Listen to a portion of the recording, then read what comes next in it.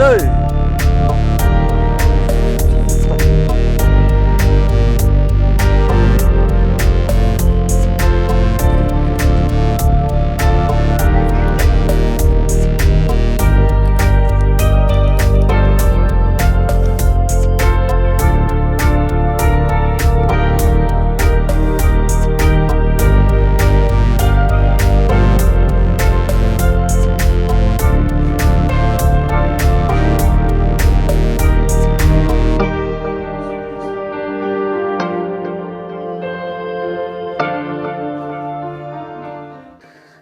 Ассаламу алейкум, урматтуу мекендештер, урматтуу бир туугандар. Мына буйруса азыр Жалал Абад жергесинде салып аткан 6 балалуу үй бүлөгө салып аткан үйдүн ичине толук ички отделкасына мындай материалдарды алып келип азыр ушул ташып аткан учурубуз. Бул үйдүн абайлаңыз, бул үйдүн ээси Кутубек мырза, 6 баланын атасы, эң кичүүсү азыр канча бир 6-7 айлык болуп калды. Бизге алгач кайрылган маалда 3-4 айлык эле, 3 айлык эле, жаш бала эле.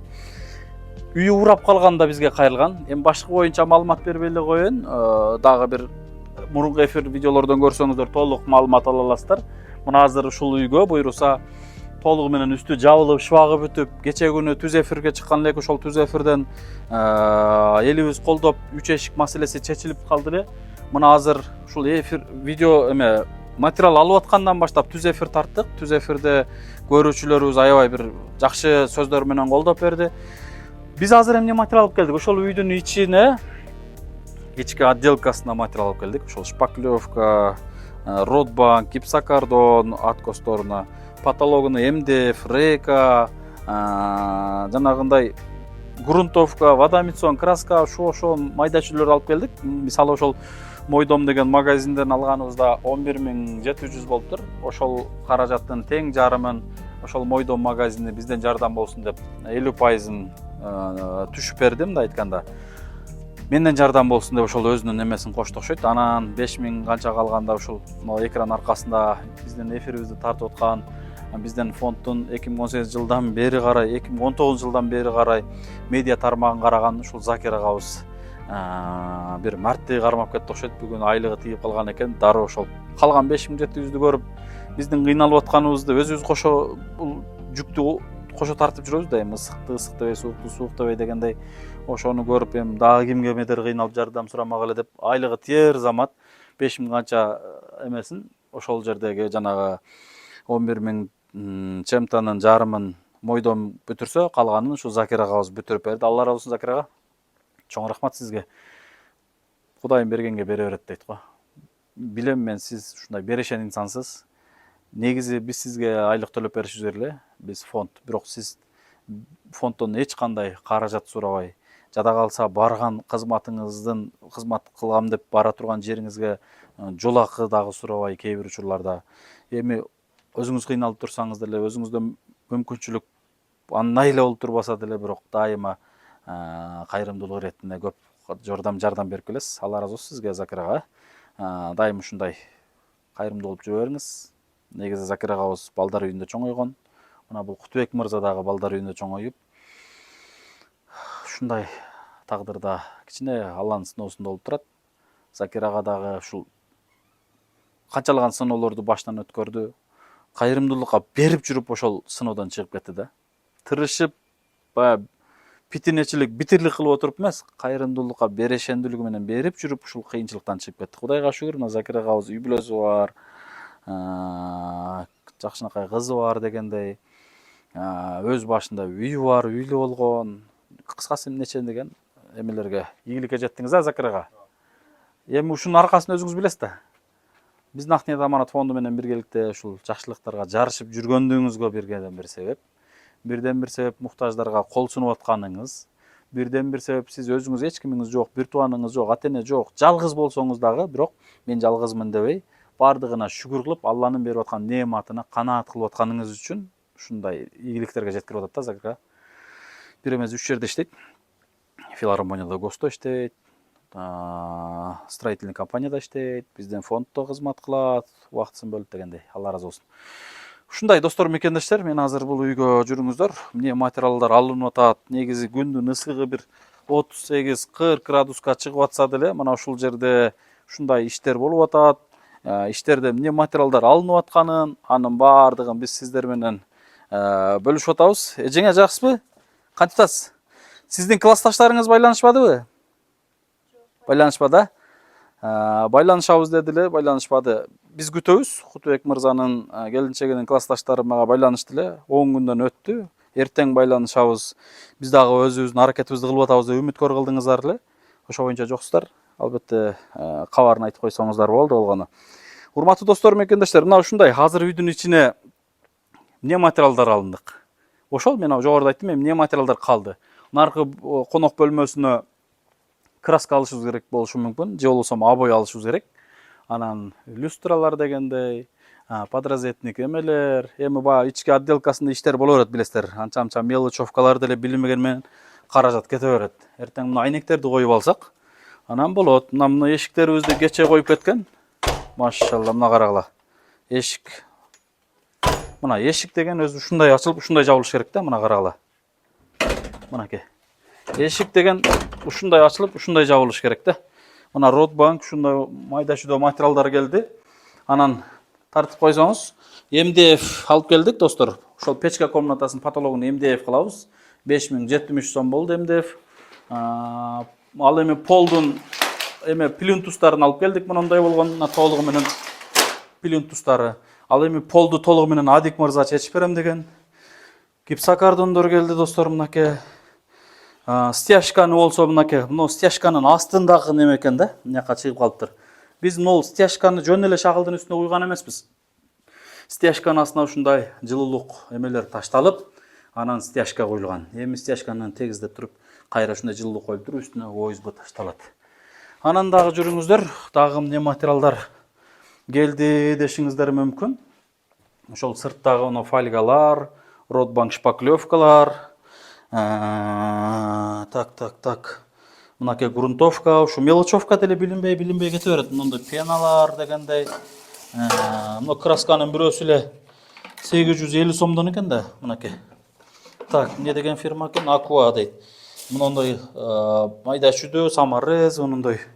Кыскасы ушунун баардыгы бүгүн биз 12 000 сомдук деп коеюн, грубо. Мойдомдон 12 000 сом материал алсак, ал жер дароо каражат маселеси чечилди.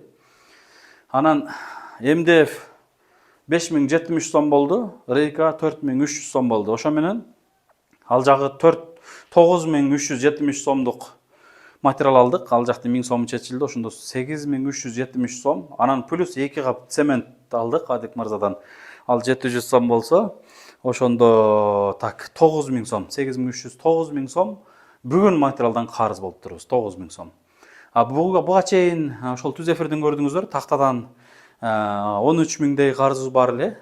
Анын 3 000-ин ошол Минур эжебиз менден жардам болсун деп минус кылып, 10 000 сом тактадан карызыбыз калыптыр. Анан Адик мырзадан 12 000 сом карызыбыз бар. Адик мырза айткан, кааласаңыз ага карызды кечип берем, кааласаңыз полду чечип берем деген. Мен айткам, полду чечип беребиз, биз карызды беребиз буюрса деп. Ушу пол ОСБны толугу менен чечип берет, ал полдун ОСБсы деле 10 000 сомдон жогору болот. Анан Адиктен 12 000 сом, тактадан 10 000 сом, анан бүгүнкү карызыбыз 9 000 сом цемент менен. Жалпысынан алганда, достор, 22ге 9-дошсоң 31 000 сом материалдан карызыбыз калыптыр. Келиңиздер, эми ар бир көрөрман, ар бир көрүүчү мен сиздерден суранып кетем, ушул видеонун астына счеттор коюлат. Колдон келишче 5 сом, 10 сомдон 100 сомго чейин эле суранам. Мейли 500 сом, 1000 сом дебейм, ал сиздерге керек каражат. Зорго бир күн иштеп 1,5 сом табышыңыздар мүмкүн. Ошон үчүн мен сиздерден ар бир көрүүчү болгону бир 100 сомдон гана кайрымдуулук кылган болсок, муну иш жакында бүтөт, Кудай кааласа. Натяжнойдун дагы кызмат акысын акысыз кылып берем деген патологун, бирок биз натяжной материалын алып беришибиз керек экен. Бул дагы жок эле дегенде, ушул комната менен конок бөлмөнүн натяжной материалы бир 10 000 сомдун тегереги болот. Бул бир. Анан биз багеттерди алышыбыз керек. Багет дагы жок эле дегенде 4-5 000 сомдук багет болот. Бүт, мисалы, потолочный плинтус деп коет го. Мына ошолорду алышыбыз керек. Ал 2. Бул жакты көргөзүп коюңузчу жага туруп. Так, бул эшикти байкайлычы, машалла. Канакей. Мынакей эшик деген айтып атпаймынбы? Мына эшик деген ушундай ачылып, ушундай жабылыш керек да негизи. Мына көрдүңүздөр, сонун болду. Эми үстү кандай болот десеңиздер, үстү гипсокартон менен кадимки обшивка болуп, корп болуп жабылат, бул мындай болупчу. Корп менен жабылып, жылуулук эме болот. Откос чыгарылат да гипсокартон менен. Мына ушундай эме достор, бизде кыскача иштер ушул. Бир салам алейкум Канаке, Кутубек мырза, кандайсыз? Ден соолук жакшыбы? Айткандай рейкада калган экенбиз, мынакей аркабызда рейкалар турат, Ротбанктар турат. Эми азыраак материалдар калды, бир аш барса 30-40 миң сомдук материал алсак, тинике бар айтканда, но тинике дагы жок эле дегенде бир 10-15 миң болсо керек. Примерно бир грубо айтканда 50 миң сомдук материал алып келсек, бул үй толугу менен бүтүп калат, Кудай калса. Кутубек мырза, кантип атасыз? Жакшы, жакшы. Ден соолук кандай? Муну кармап алыңыз. Иштер кандай? Иштер жакшы болуп атат. Бала чака тынчпы? Тынч. Эмне жаңылыктар? Жаңылыктар жок, ушу отурабыз. Настроение жок. Настроение жакшы, аябай. Жакшыбы? Чын айтыңыз. Чын жакшы, Аллага шүкүр. Маанайыңыз же азыр материал ташып, чарчап, путты ооруп отуруп калдыңызбы? Кичине барды эле. Негизи азыр өзүңүз айтпадыңызбы, гипсокартон ташып атканда мындай эле иштерди кылып эле жүргөнбүз деп? Бишкекте мындайлар турат жүрчүлүктө. Материалбы? Казакстандан чыкчу эле. Неме, кыскасы, стройка арка-берки кирпич куюп, дубал уруп кылбаган иш калган эмес. Кылбаган иш. Машина оңдоо, Машина кырсакта оксумайда. бала чага бакмай ар ишти кылып. Мына балдар да ошол мээнетке үйрөтүп койгон экенсиз, азыр ишти ылгабай балдарыңыз жардамдашат экен, Көрөт алдан чыккан. Ошону айтам, мына кыйын, мына атам, мына оор дебейт экен, Жыгылып кете алсаң кылыш берет. Машалла, ошого үйрөтүпсүз. Кутубек мырза, мына үй дагы буйруса бүтүп калды. Жардам бергендерден, кол сунгандардан Алла ыраазы болсун. Бала чака үй бүлөңүз менен эч унутпай дуаны кылып туруңуз, Ошо багымдатка турган сайын. Сизге бир гана дуаңыздарды алам деп ушул көрөрмандар жардам берип атат. Багымдатка турган сайын дуа кылып атабыз. Ар бир намаздарда зикир тартып, дуа кылып туруңуз. Неге? Анткени Кутубек мырза азыр моундай үйдү бир тууган сала албай турган заман азыр. Азыркы заман Кыйын, кыйын, өзүңүз билесиз, курулушта жүрөсүз. Анан мына караңыз, сиз экөөбүздү тааныбасы дагы, элибиз көрүп, сырттан көрүп турса дагы, мына колдон келиши колдоп отуруп, 3 бөлмөлүү заңгырап үйүңүз бүтүп калды. Ошо бизге жардам берип аткан ошо элдерибизге чоң кыргыз элиме рахмат. Алла ыраазы болсун. Ошо иштер оңунан кеп дайыма Кудайым өзү колдоп жүрө берсин. Кутубек мырза, могул биз салып аткан үй, мен бир нерсени акыркы видеолордо тактап коеюн, келиңиз. Бул салып аткан үй, ооба, элибиз колдоп атат. Бирок Ак ниет аманат коомдук фондунун эмилгеси менен фонддун көрөрман, көрүүчү айкөлдөрү колдоп берип атат да. Бул биздин Ак ниет аманат коомдук фондунун 31-ci үйү сизге насип болуп атат. Анан бир учурда ушундай учур болгон. Мен немеден Россияга кызмат кылып, бирөөлөргө үй салып, анан келсем, бир жерге үй салып бердим эле. Айтын атын айтпай эле коеюн, ошол жерге үй салып берип, анан 1-2 ай жашап эле мен келсем, кошуналар айтып калды, "Медер үйдү сатпасыңар?" Бай, жок, эмне болду? Үйдү сатыкка коюп коюптур го. Анан дароо баягы үйдүн ээсине кабар бердим. "Эй, тууганым, биздин фонддун уставында каралган. Эгерде бул үйдү сатсаңыз соттолосуз. Абайлаңыз, бул элдик салынган үй, эл бир мыктап чогултуп берген үйдү сиз сатам деп түшүңүзгө да кирбесин" десем, ошол жерде кичине наркы-берки сыноолор болуп атат, ана болуп атат, мына болуп атат деп бир шылтоосун айтып, ушундай кылайын деп калган экен. Азыр Кудайга шүгүр ошол үйдө жашап атат, саткан жок мисалы. Ошого мен сизге айтып кетер элем, мынол үй мисалы эми жашоодо ар кандай сыноолор болот да, турмушта сыноолор болот. Сатам деп, же кредитке коем деп, бир жеңил ойлуулук кылам десеңиз таксыр, бул үйгө бүгүнкү күндө 1 миллиондон ашык каражат кетти. 1 миллион 100 миң сомго жакындап калды. Мен фонддун уставында каралган, фонд тарабынан салынган үйлөргө, мисалы да, ушинтип сатыкка коюп же кредитке коем десе, фонддун уставына таянып, биз ал үй бүлөнү бир учурда жардам берсек, ошондой кылгандыгы үчүн ал жоопко да тартылып калышы мүмкүн. Же болбосо ошол кеткен чыгымын сатса төлөп бериши мүмкүн. Сиз ошого макулсузбу? Бул там сатылбайт. Мисалы да, мисалы, эми сатылбасын, эми мисалы айтып атам да, өзүңүздан сөз алып алышым керек мен. Билбейм дейм. Мен деле билбейм дейм. Ким билет? Бул үй бирок сатылбаш керек экен. Ушул жерде жашайбыз дейм. Жок, ошо сатылбаш керек эмес, сатылбаш керек. Сатылбайт. Эми мен сатпайм. Эгерде андай кыла турган болсом, мына силер өз каалаганыңар менен жоопко тартасыңарбы, же болбосо ошол 1 миллион 100 миң каражатыңарды биз төлөп беребиз деп жоопкерчиликти ала аласызбы? Жоопкерчиликти алабыз, аны эми. Сатпайбызбы, бул жерде жашайбыз дейм, өлөр өлгүчө эле. Вот ошондой сөзүңүз керек. Деги анткени бул жерде 6 балаңыз агарып көрүш керек. Ушул жерде жашасын, мейлизби? Ой, биз берде ошол жерде өлүп эле ошол жерде көмүлөбүз деп башка Жо каяка. эми айтып атпаймынбы, эми жашоодо ар кандай сыноо болот да таксыр. Буну сатып чоң үй алам деп калышыңыз мүмкүн. Буну сатып кичине үй алам деп калышыңыз мүмкүн. Алнай мына ой жок кыскасы, Андай ой жок, андай ой. Эгерде андай ой болсо, фонддун уставына ылайыктап, таянып, кандай эме жоопкерчилик болсо, сиз тартылганга макулсуз, туурабы? Ооба. А? Мына ниетти түзөсөңүз эле болду таксыр. А? Түшүндүңүз, Анан сизди отургузуп алып баягындай жоопко тартып аткан жайыбыз жок. Просто ушул үйдө 6 балаңыз жашасын. Болду. Ооба. Анан бир учур ошол учурда баягы сатам деп, мисалы сиздин оюңузга келбесин. Ошол адамды эле сатам деген менен, мына биз фонддун уставына таянып туруп саттырбай койдук элек, азыр ошол адам ыраазы болуп эле жашап атса керек. Аяттың жакшы болгон экен, медер саттырып коюп, мына сонун болуп жашап атабыз депчи. А сатып ийгенде эмне? Тыйын колго тийсе жок болот да дароо, туурабы? Берде эми көп жылдардан бери жашайбыз эми ошол жерде. Ушул жерде ушундай кылыңыз, Карыйбыз эми. Анан медер салып берип кой, болду, кеттик, иши жок деп да ойлобоң. Мен 5 жыл мурда салып берген үйлөрүмдү кабар алып турам. Ооба, жакшы ошол. Эң жакшы Келип турам дегенде. Эң жакшы. Ар кандай учурда келип калышы мүмкүн. Ооба. Кандай пайдаланып, кандай жашап атат. Эми текшериш эмес, зыярат кылып келип калам да. Ооба. Жакшы ошол. А ошо келип турса, сизде жоопкерчилик болот дагы. Бала чака менен сонун жашайсыз да. Ооба. Туурабы? Туура. Башка үй бүлөлөрдүн да ушинтип койгом да. Огородуң жон жатат. Кичине көчөт эк, 4 дарак эк. Жолугусом бир кичине алма эк. Мен бир күнү эфир менен, видео менен келем деп койсом, бак тегип сонун кылып, азыр аракет кылып жашап атат мурункулар мисалы. Ооба. Ошол сыяктуу эле да. Эми аракетиңизге көз тийбесин, сиз деле аракет кылып атасыз, балдар үчүн буйруса. Ооба. Мына ушундай достор, бул эфирде албетте сакталат. Туура түшүнүп, туура кабыл аласыздар.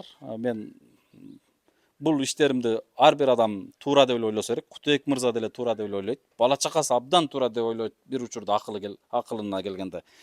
Бул үйлөр Кудай кааласа эч качан сатылбайт. Бул үйлөр канчалаган адамдардын колдоосу менен ушул үй бүлөлөргө салынат. Албетте мураскор болуш керек бул үй, Кудай кааласа. Ошол эле Кутбек мырзанын балдары эмес, неберелери да жашаш керек. Эми кана барчылык болуп калса, дагы башка жерлерден үйлөрдү кылып, могул үй мындай тарыхта бул үй.